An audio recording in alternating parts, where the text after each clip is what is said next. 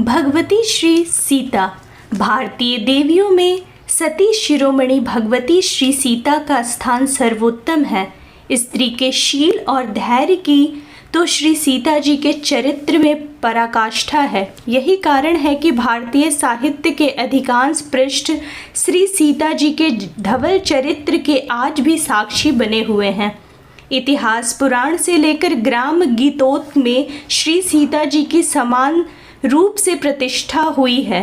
प्राचीन काल में मिथिलापुरी में शीरध्वज जनक नाम के प्रसिद्ध धर्मात्मा राजा राज्य करते थे। वो शास्त्रों के ज्ञाता, परम वैराग्यवान तथा ब्रह्मज्ञानी थे। एक बार राजा जनक यज्ञ के लिए भूमि जोत रहे थे। भूमि जोतते समय हल का फाल एक घड़े से टकराया। राजा ने वहां घड़ा बाहर निकलवाया। उससे राजा को अत्यंत ही रूपवती कन्या की प्राप्ति हुई। राजा ने उस कन्या को भगवान का दिया हुआ प्रसाद माना और अपनी और सी पुत्री की भांति बड़े ही लाड प्यार से उसका पालन किया। उस कन्या का नाम सीता रखा गया। जनक की पुत्री होने के कारण वह जानकी भी कहलाने लगी। सीता शुक्ल पक्ष की चंद्रमा की भांति दिनों दिन बढ़ने लगी। शरीर के ही साथ रूप, लावण्य और गुणों की भी वृद्धि होने लगी। धीरे धीरे जानकी जी विवाह के योग्य हो गईं। महाराज जनक के धनुष यज्ञ के माध्यम से उनके स्वयंवर का आयोजन किया। निमंत्रण पाकर देश देश के राजा मिथिला में आए।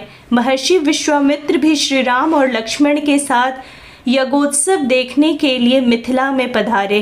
राजा जनक को जब उनके आने का समाचार मिला तब वो श्रेष्ठ पुरुषों को, ब्राह्मणों को साथ लेकर उनसे मिलने के लिए गए।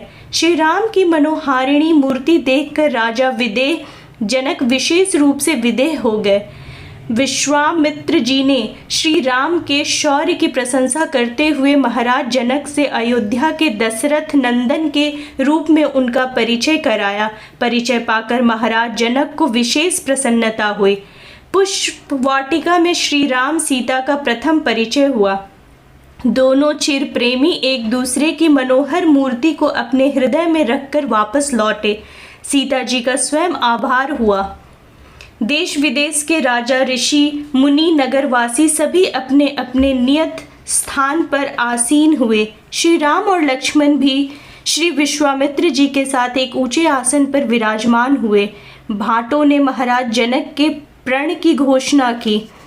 शिव जी के कठोर धनुष ने वहां उपस्थित सभी राजाओं के दर्प को चूर चूर कर दिया।